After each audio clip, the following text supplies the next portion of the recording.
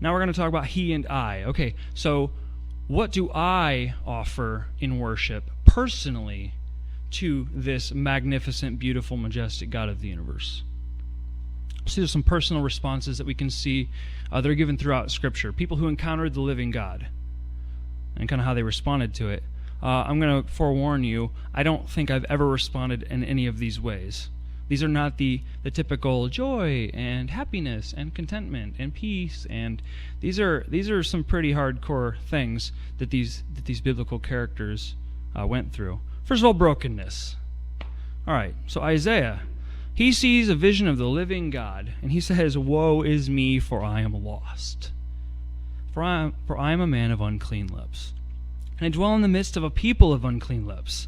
For my eyes have seen the King, the Lord of hosts."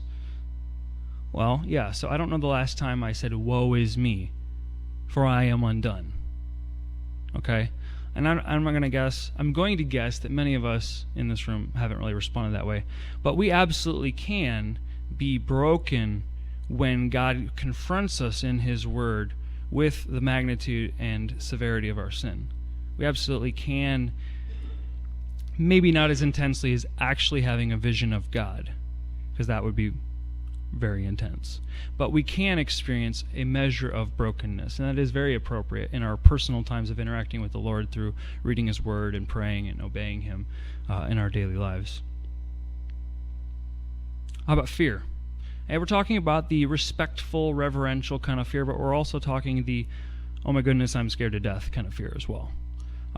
Think about it. Again, the gravity of our sin, and realizing if we have an accurate picture of the actual wrath of God and the consequences of our sin, every now and then we ought to get a bit of a glimpse of actual fear. Like, oh my goodness, I cannot believe what I am barely being rescued from here exclusively by the grace of God on my behalf. John in Revelation says, "When I saw him," this is Jesus appearing to him at the very beginning of Revelation, "I fell down at his feet like a dead man. He put his right hand on me and said, 'Do not be afraid.'" All right, so it was an appropriate response. The extended version of that story is, he said, "I turned to see who was talking to me, and when I turned, I saw 7 golden lampstands, and someone standing among the lampstands who was like a son of man," which is, by the way, if you recall, Jesus referred to himself as the Son of Man consistently throughout the gospel narratives. "He was dressed in a long robe and had a gold band around his chest." All right, so far, okay, whatever.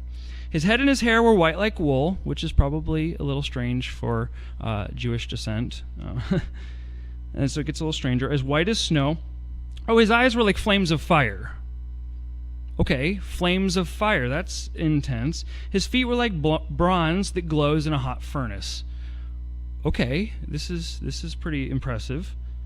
"And his voice was like the noise of flooding water." Raise your hand if you've been to Niagara Falls. Pretty noisy. Lots of water, correct? If I'm not misunderstanding, there's actually larger waterfalls, right? Like Angel Falls or something in South America. Is that right? I'm making this up. I'm not trying to make it up. Is that correct?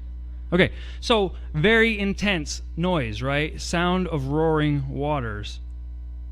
"He held 7 stars in his right hand, and a sharp, double-edged sword came out of his mouth." Look, I don't care if it's a real sword that he saw, or if it was something as intense as a sword or not. Point is, he's blowing John away here. He's freaking him out a little bit, and his response is appropriately, "I fell down at his feet like a dead man." Emphasis on like a dead man. Okay? I mean, I feel...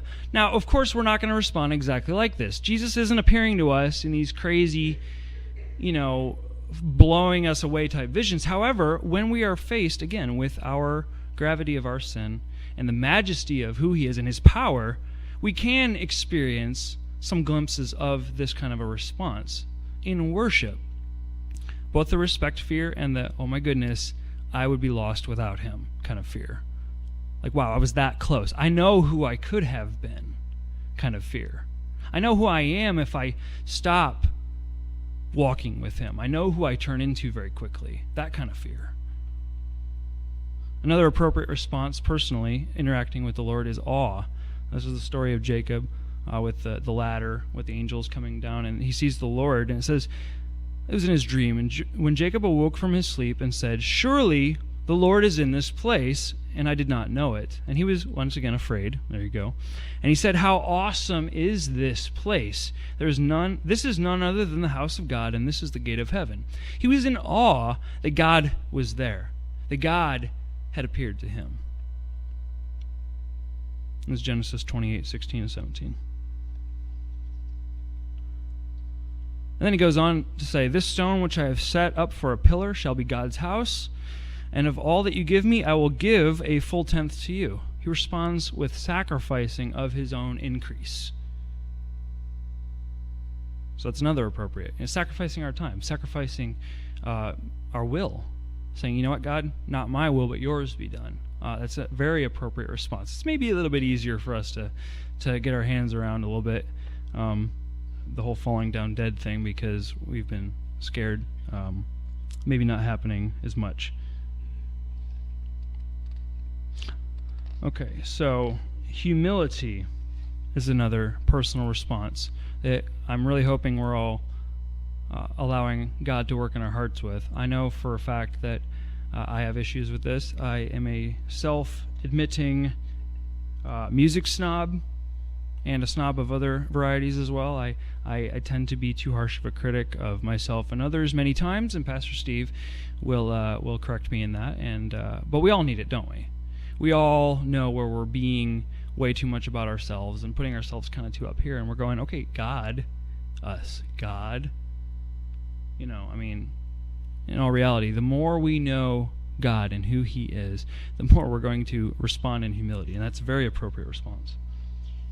Job says, I am not worthy, I cannot answer you anything. Remember, this is after Job had said a handful of things. God, answer me this. Why is this happening? God's like, okay, were you there when I created everything? Tell me.